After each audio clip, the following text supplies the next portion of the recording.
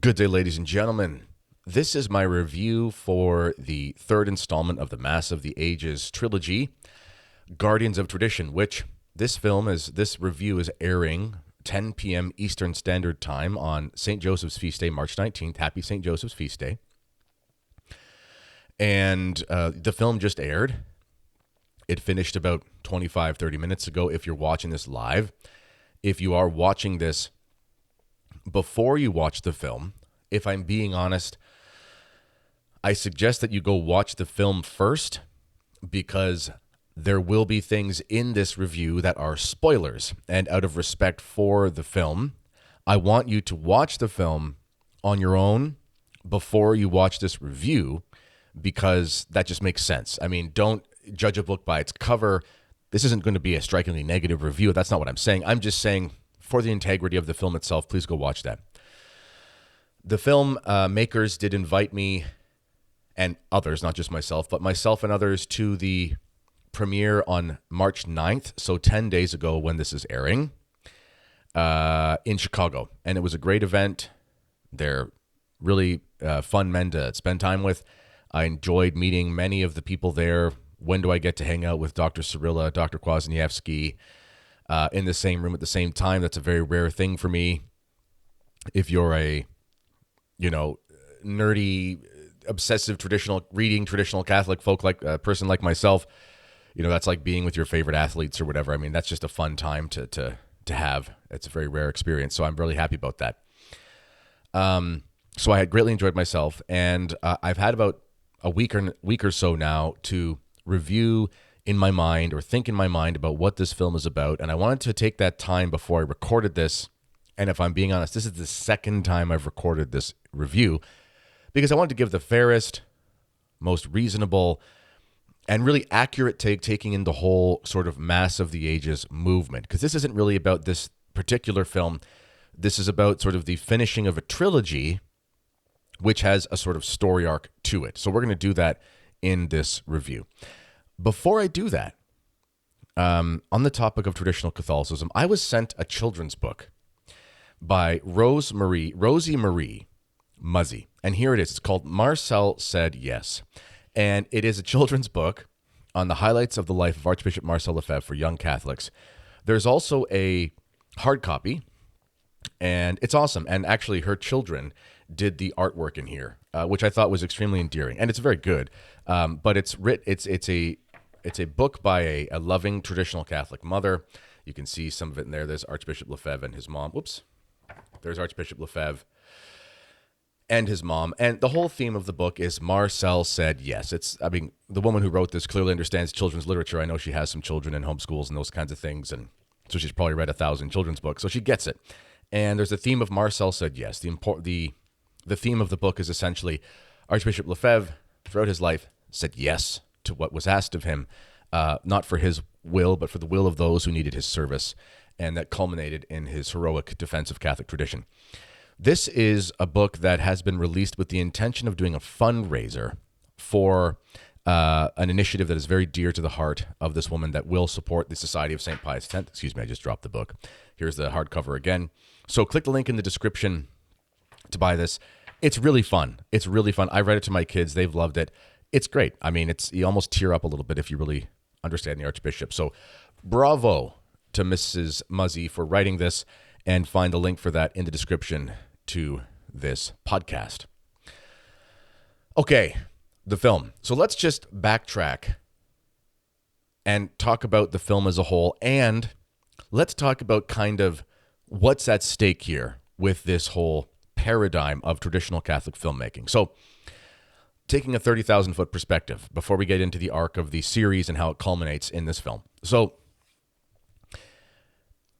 I have not seen the Cabrini movie.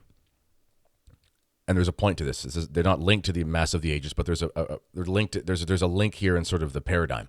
I haven't seen the Cabrini movie. I have heard from some very traditional Catholics, like quote unquote, like rad trad, that they loved the film. I've heard they loved it.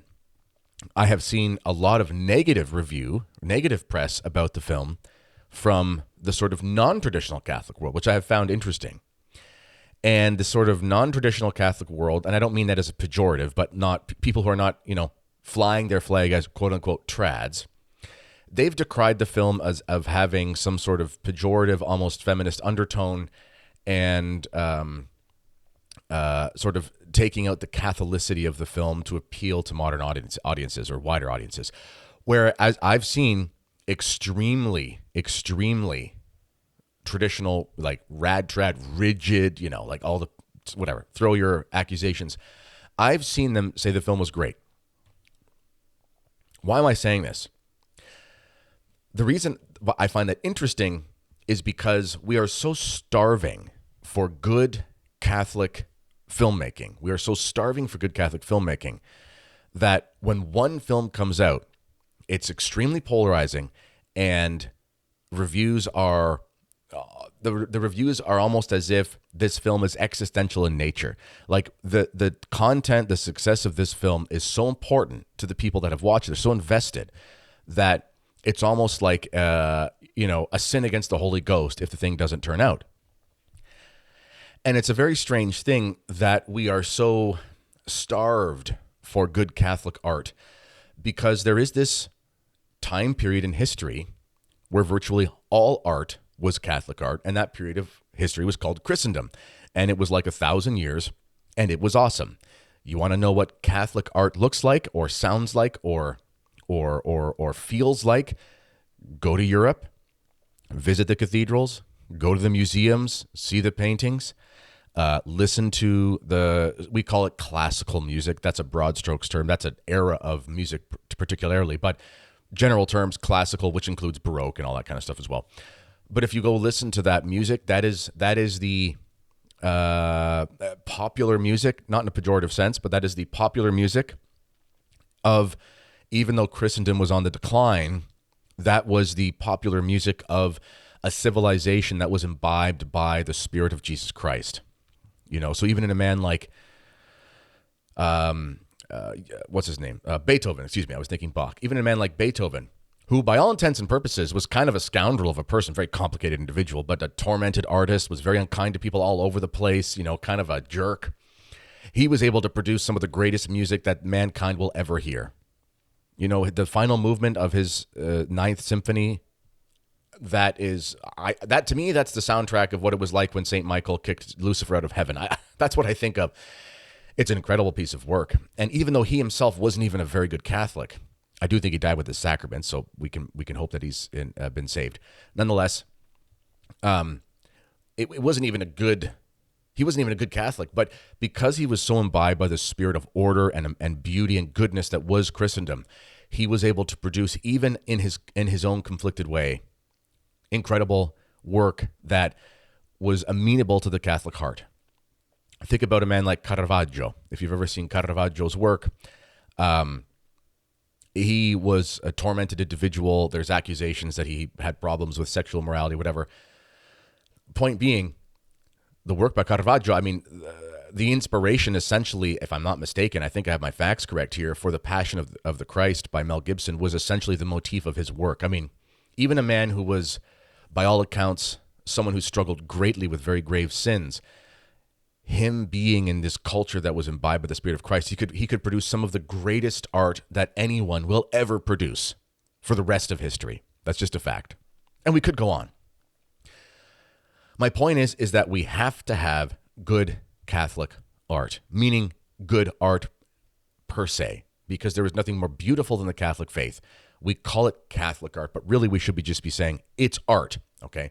The great artist, with a capital A, is our Lord, is the Father of heaven and earth, who is the greatest artist, who has created creation itself and cannot be surpassed. And art inspired by him is the greatest art possible. Another example we could give is The Chosen. I've only saw 1 or 2 episodes of The Chosen in the beginning, long before there was major controversies about its theological problems. I just could sense in my sort of spidey senses, I said, there's just something wrong with this film or with this stuff. I didn't know anything about the background of the evangelical, the Mormon link. I didn't know anything about the theological problems. That's all come out. But I remember thinking to myself, this is actually really beautifully done filmmaking. it's a shame that there's going to be theological. I could see the seeds. There was going to be theological problems, but it's a shame. And it's interesting because Catholics are so invested in trying to find something beautiful and good and true that they can watch in these modern art forms of filmmaking and shows that they can watch or consume, that they're willing to put up with problems, which is a problem. They're willing to put up with theological problems because they're starving for something. So we need good Catholic art. So why am I saying all this? Because the Mass of the Ages crew, and you can watch a behind-the-scenes interview I did with them, which is on my channel. I posted it earlier today on the 19th. It was posted for the 19th. They have intentions of making films about Catholic topics. And they said that in the film. The trilogy is done, but the spirit of this making beautiful films for the new Christendom, let's call it that way, for the restoration of Catholic sensibilities, this is their intention. And we need that. Very few people are doing it. I mean, they might be the only ones off the top of my head where I can say they're actually making beautiful Catholic art in motion picture, and that's an important thing. And we need that. So I applaud them for their efforts, and I want that to continue.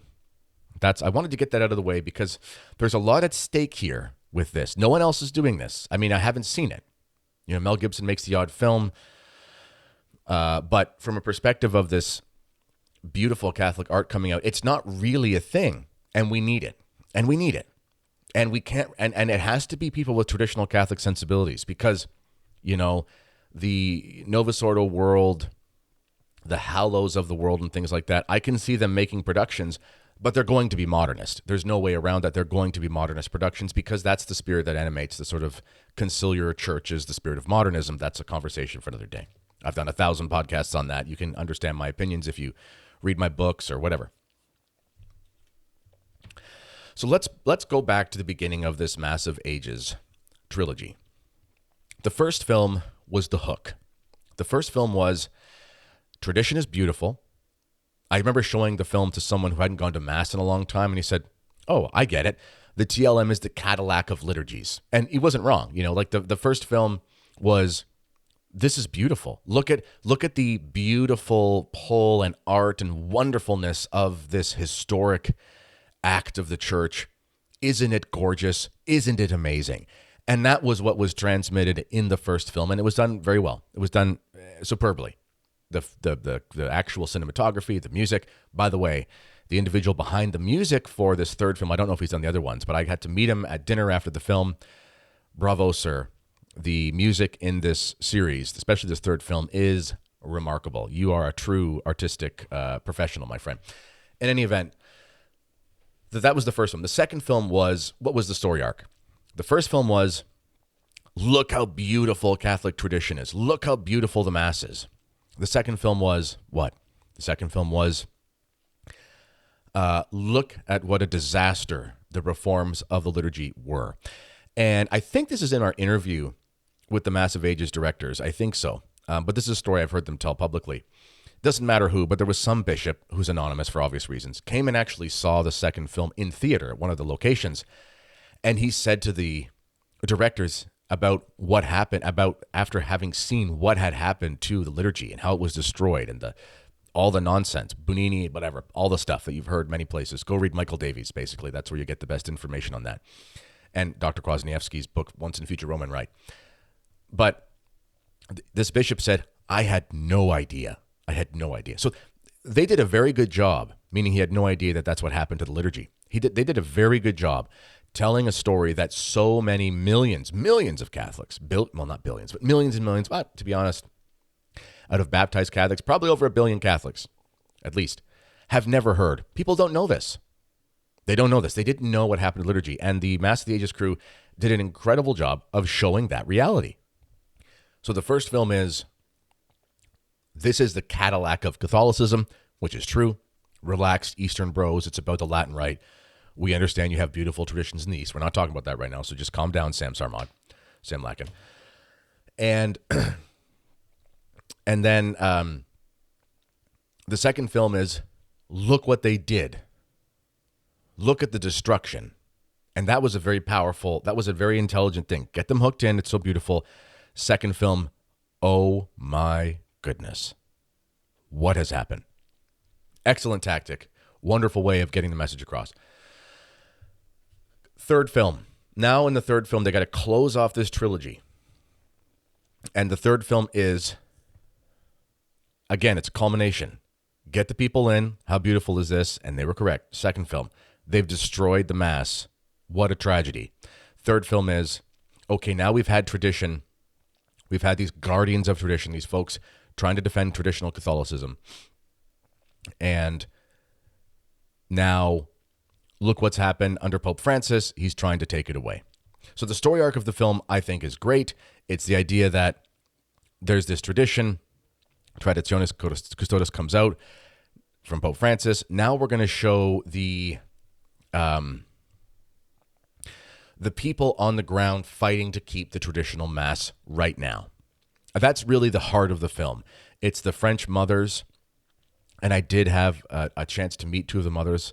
C'était un plaisir vous rencontrer. It was a beautiful pleasure to meet you. Who cannot be moved to tears when they consider the devotion of the mother of a priest, the mother of a priest? I mean, you look in the history of the church, the way even certain funeral customs and things like that for mothers of priests. Mothers of priests, they're like Virgin Mary's in the sense that he's the high priest. We venerate his mother for obvious reasons, a zillion reasons. So the mother of a priest, this mother of this other Christ, this mother of this alter Christus, this is a very, very special thing. The mother of a priest is a very special thing. So we revere them, rightfully so. And so following these mothers, Traditionis Custodes comes down. Their children or their sons are saying the traditional Mass in their various orders or parishes, whatever they're doing, depending on where they are. And they do what Catholics do. What do Catholics do? What do Catholics do when they need to do something? They go on pilgrimage. So they went on a pilgrimage to Rome to try to appeal to Pope Francis. Now that appeal, at least it looked unsuccessful in the sense of, Pope Francis puts out the rescript, meaning sort of doubles down, or okay, whoever wrote the rescript, but the rescript comes down after Traditionis Custodes and was basically like, no, you sons of guns, you better get rid of this TLM and restrict it, So on the one sense, it's kind of anticlimactic. They did this pilgrimage and then Pope Francis, doesn't really do anything, kind of thing, to help. Nonetheless, it shows the devotion of these mothers. That's a beautiful thing. The family in Mexico, what an amazing story. These are the salt of the earth people. These are literally bee farmers, apiarists. Is that the word? Yeah.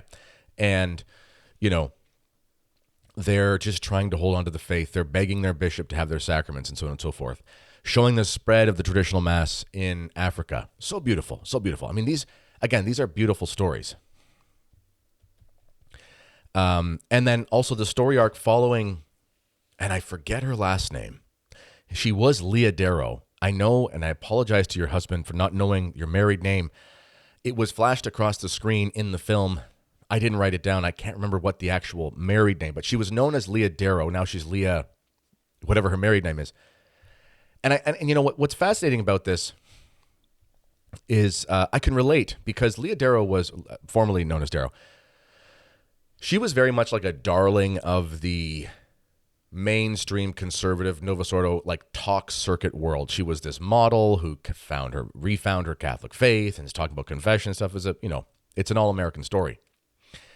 So the fact that she's portrayed and now she's, gone from that life of, that worldly life to the sort of Novus Ordo Catholic paradigm to being a committed traditionalist who is weeping over Jerusalem essentially at the restrictions of the traditional Mass because, at one point in the film, she uses this, I think it was her, she uses this sort of analogy from scripture, kind of like, to who shall we go, Lord? This is where the faith is. And then she made reference to, after her initial encounters with tradition, not being so positive wherever she went, which is not that common of an experience in tradition. It's kind of a stereotype, but it does happen. You have to remember, those of you who are watching this and don't attend tradition and you go to a traditional chapel or parish, and you may not have the greatest experience of all time being quote unquote welcomed into the parish community. I've not had that experience, but I've heard people who have. you got to understand, if you're late to the game, not an insult, but if you're late to the game, these trads that have been fighting this war since like 1970, they got a little bit of PTSD. They got post-Vatican II stress disorder, So, sometimes people can be reticent of outsiders, especially when they look like they're not taking it seriously, but that's just a human thing, and it is what it is. But point being, when they, she's explaining in the film, her and her husband, that when they found tradition and they really went into tradition, it was like they basically, I'm paraphrasing, but they can finally be Catholic for the first time. Like they can fully be Catholic. And that is such a true story. And the thought of having that taken away is just heartbreaking. That's just heartbreaking. So that is essentially, as you've just seen it, that's kind of the story arc. I'm leaving out little bits in here. And then we've got to talk real quickly about the sort of SSPX part. Now, I'm sure there are reasons, I'm sure that there was an intention to try to portray the society, and for whatever reason, this film kind of touches on it very quickly. And at the end of the film, there is this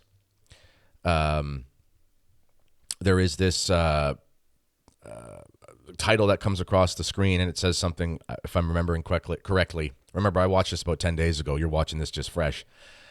We look forward to further conversations with the SSPX. It didn't work out to be in this film.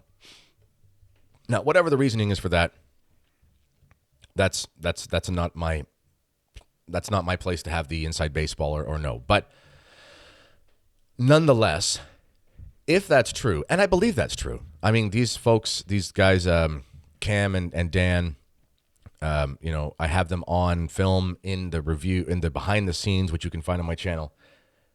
And they're saying they do want to continue conversations with the SSPX. And that is a question that is a topic that needs to be addressed, because the society is sort of shown quickly in the film. There is and Mike's really did a decent job of explaining it. He did a very good job of explaining many things, but there was a little bit of reference to the excommunications and the excommunications being lifted. And as with all Society of St. Pius X things, as with all these things, there is so much confusion, misinformation. I hate using those terms because you sound like a liberal. It's misinformation. It's like, no, the vaccine just isn't very good. There's so much misinformation about the Society of St. Pius X, misinformation, disinformation, whatever the term is, whatever the right term is.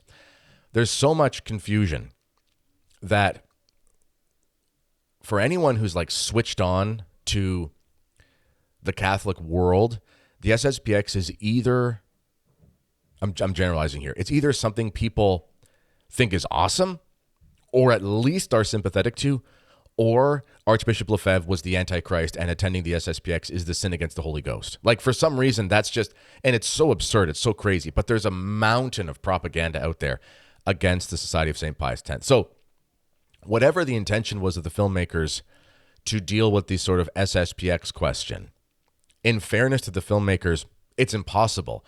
It's impossible in an hour-and-a-half film to spend 5 or 10 minutes or whatever it is. It's impossible to do that any justice. It's just not possible. It's just not possible. That's why I wrote a book.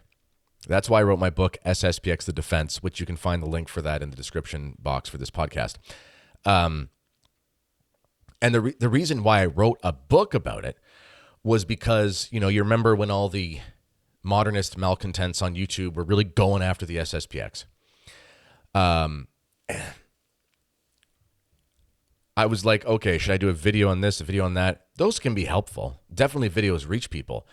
But I realized, I'm like, okay, I've either got to do a 20-part series where each episode is an hour and a half. No one's going to watch all 20 parts. Or I've just got to sit down and write something that's going to be 250 pages long. So that's what I did, because that's really what it required. And that's not going to reach everybody. The book has been very successful. It was bestseller on Amazon for a while, which was beyond my wildest dreams. Thank you to everybody who bought the book. But the reason why I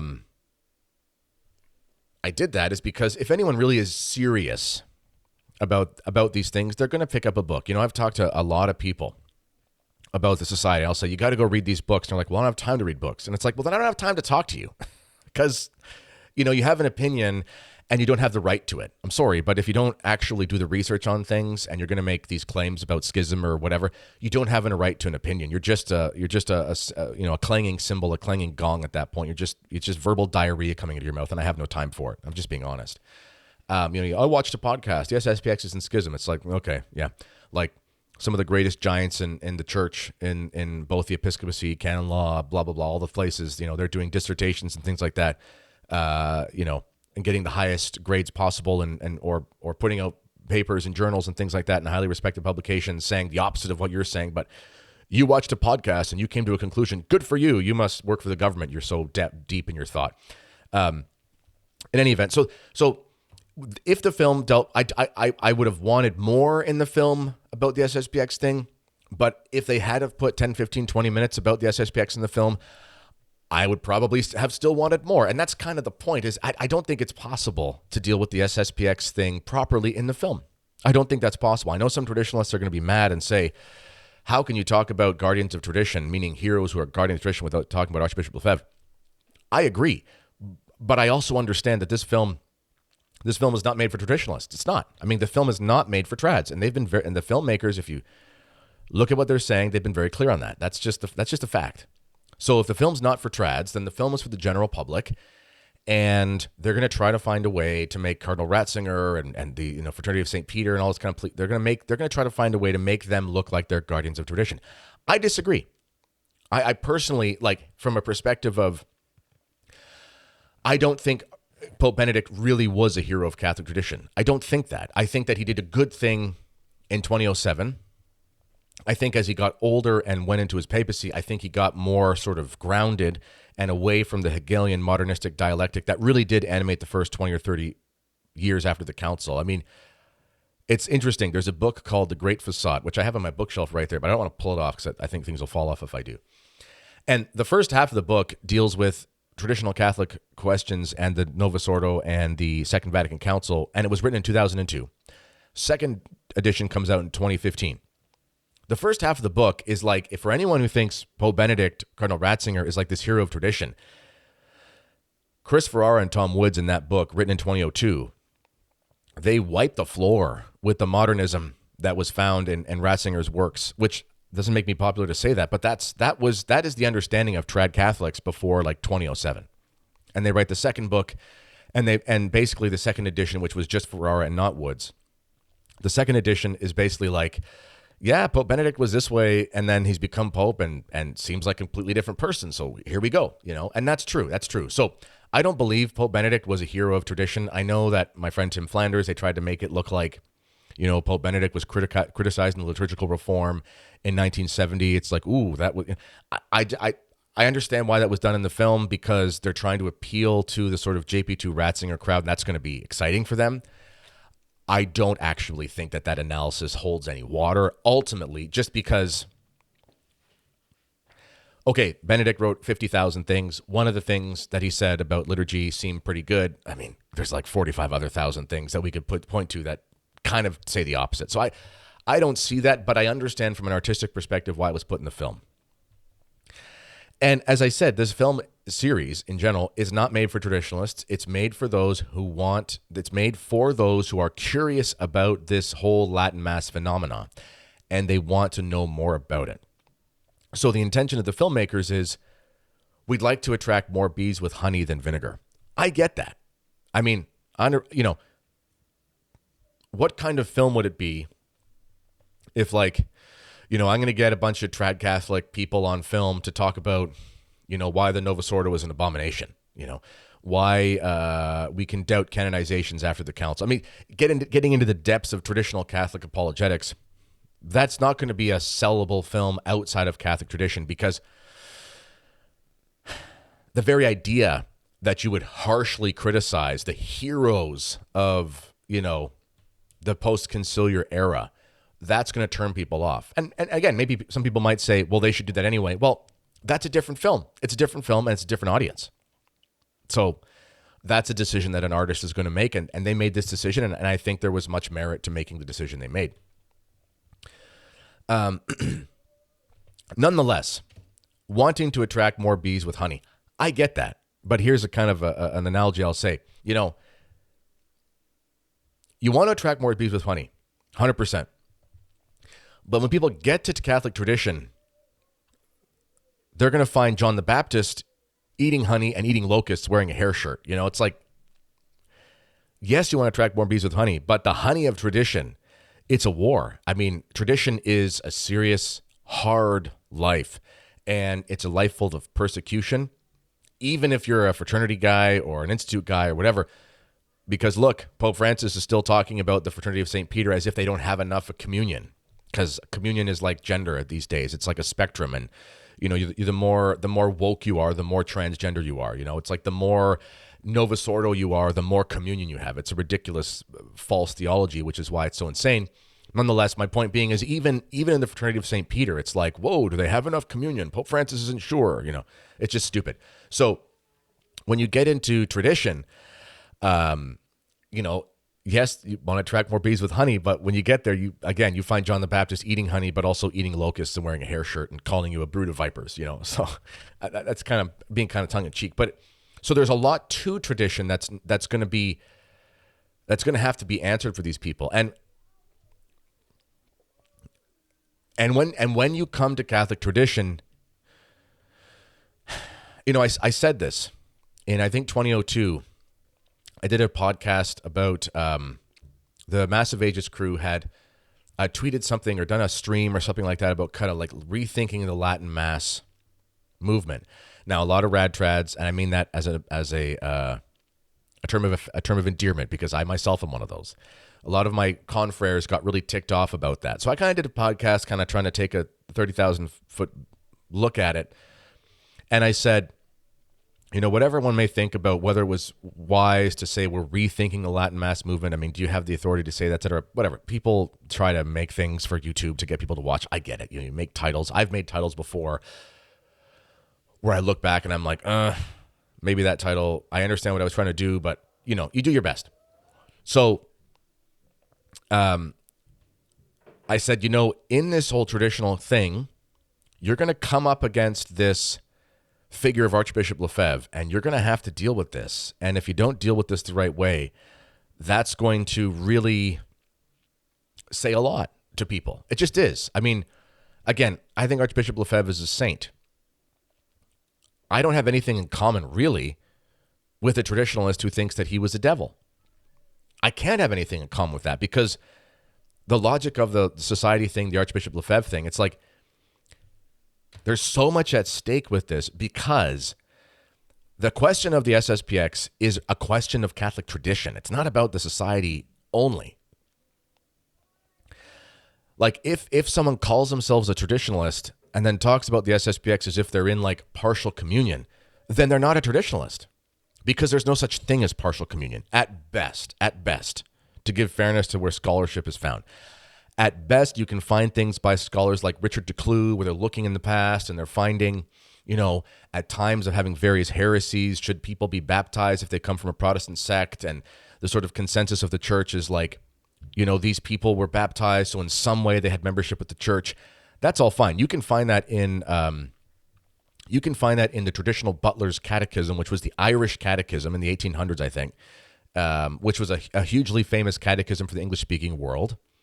And when something is a catechism that's kind of out there by the bishops and is accepted peacefully being the important term, when it's accepted peacefully and promulgated throughout the world, we say that this thing is really part of sort of the sensus fidelium, because the idea is that, or part of the ordinary magisterium, the OUM, ordinary universal magisterium, like what's contained in these manuals and theology, these catechisms, if these things are promulgated and taught for centuries, we say, okay, God would not allow errors to be promulgated for centuries and centuries. So looking at these old catechisms is really looking at kind of how the deposit of faith, aka how tradition is understood in the church. They're very useful to look at. So in this Butler's catechism, it talks about essentially Protestants are baptized into the soul of the church, but not into the body. So there's this idea that one is like a dead member of the church because the baptism is Catholic, but the person rejects the Catholic faith, which makes them non-Catholic. So are they part of the church In a sense, are they part of the church? No. Okay, but that has nothing to do. So that's that's as far as we can really go with the kind of, what does it mean to be in communion? But as far as actually being in communion with the church, it's very clear. It's accepting the governance, it's having the same sacraments, and it's believing the faith. That's it. So even if someone thinks that, well, I'm not really sure if the SSPX, accepts the governance of the church. Okay, I'll grant you that for a second. They do in principle, and that's all that's required. But just grant you that for a sec.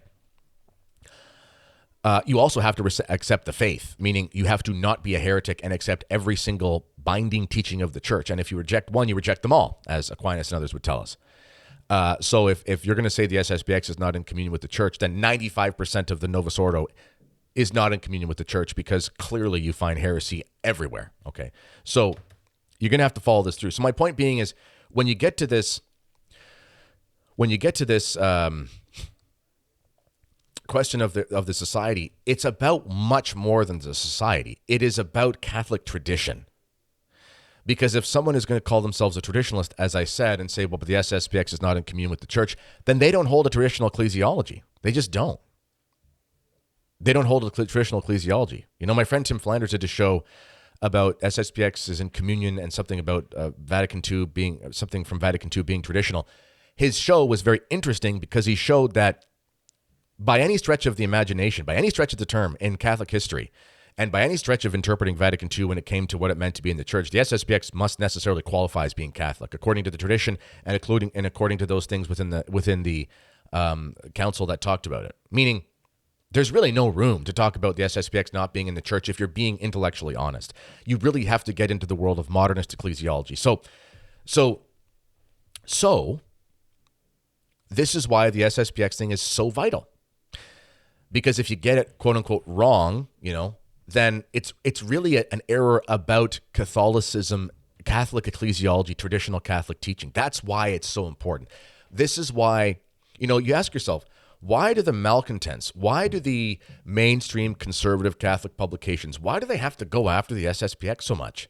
It's not about the SSPX. It's about the new theology. I'm not saying the nouvelle theology. That's a different conversation. But it's about the new religion. It's about the new springtime. If the SSPX is correct, then the conciliar gobbledygook since the council is wrong. If Archbishop Lev is a hero, then his persecutors are not heroes. And that opens up a whole can of worms. And that's why this question is so important. That's what I was trying to say with that podcast a couple years ago. And that's why it has to be addressed. So here is my challenge. Oops, I dropped my pen. Here is my challenge to the Massive Ages crew. They say they want to have dialogue with the SSPX, dialogue in a legitimate way, not in the annoying human fraternity way. They say they want to have, continual conversations. They say they want to, be in a real true sense, traditional fraternal charity with the society. I'm all for it. So my challenge is, you've got this astonishing ability to make Catholic films. You do. Beautiful films, second to none as far as cinematography and those things. Great storytellers. You've got this ability to do these great things. I'm going to encourage this crew to do something about Archbishop Lev and the SSPX. And here is why I think it's actually a winning proposition. I'm going to pull up something real quick on YouTube here for you to see what I'm talking about. Okay, so here is a podcast from 2 years ago, year and a half ago, just over a year ago, actually, from the Society of St. Pius X podcast, and it's with a good friend of our family, spiritual father, a man I esteem to the highest level, Father David Sherry. Now, he was the District Superior of Canada, was our prior, and is now the Superior of UK and Ireland. And here is podcast host. And it's called Why the SSPX is Correct. This is 2 hours and 41 minutes. It has almost 300,000 views on YouTube alone. That's not including Spotify and iTunes, where I'm sure it has thousands and thousands more. And I want you to see just how terrible, and I don't mean this as a pejorative against Father Sherry. The podcast is excellent. But look just how bad the AV quality is. Just listen to Father Sherry's audio and watch the video. And the Reverend Mother replies, well, we don't talk to the girls about mortal sin. So we're telling them to go to confession. Okay, so the video is laggy. The resolution is low. What is it? 480p something. The audio is echoey, whatever. Almost 300,000 people watch this thing to tune in to hear why the SSPX is correct. And I know the SSPX podcast people, the response to this video is overwhelmingly positive. Overwhelmingly. And I know, having released a book on the SSPX, the response to my book was overwhelmingly positive. We're talking about #1 on Amazon in English, Catholic books, above the Diary of Faustina and like the Bible for like a 2-week period. That's crazy. Who the heck am I? I'm nobody. I wrote a book on the SSPX and it becomes a bestseller. That's insane. That's not me self-aggrandizing. That's just saying, even with bad audio and bad video, almost 300,000 people want to tune into a 3-hour conversation about the ins and outs of why the Society of St. Pius X is correct. And the vast majority of people who are watching that thing think it's great. And there's about 1 million people right now who are served by the Society of St. Pius X around the world. The vast majority of them do not speak English because they're huge in Europe and Africa and and Asia and Latin America. There's no way that all those 300,000 people were society people. There's no way. There's no way. And the thing itself wasn't even promulgated or published with the sort of grandeur and aplomb and excellence of a real film. And still 300,000 people tune in to watch this thing or listen to this thing. That's crazy. That's crazy. That just shows you that outside of the SSPX, those who attend the society, there's a massive amount of people who are interested in the truth about the Society of St. Pius X and Archbishop Lev. So I actually think a film about the society, I think it would be hugely popular. I think it would be hugely helpful.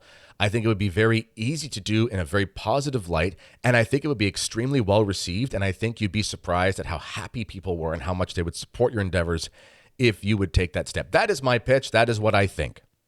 And I think that there's room for that, and I think it should be done. Okay. I've talked to you for 40 minutes right now. That's probably a long time. Side note, if you need anybody who knows how to talk about the SSPX, I know a guy. So, ladies and gentlemen, go see the film if you haven't. As I said at the beginning, you should probably watch it before this review, but whatever. It's a beautiful film. It's not going to satisfy every single desire, all the desiderata of all the traditional Catholic sensibilities, because it can't. And it shouldn't be expected to. And they don't even pretend to want to do that. One can have disagreements, and I do have disagreements about the portrayal of Ratzinger and those as being sort of guardians of tradition, because I kind of don't think they were. I think they were were enemies of tradition, by their own words. Nonetheless, it does show the real stories of Catholics who have found the traditional Mass, who have fallen in love with Catholic tradition, and are now heartbroken by the renewed persecutions under Pope Francis, which is a story that should be told. There's more I could say, but I've gone on too long here. As always, ladies and gentlemen, let me know what you think in the comments. This has been the Kennedy Report. Until next time, God bless you all.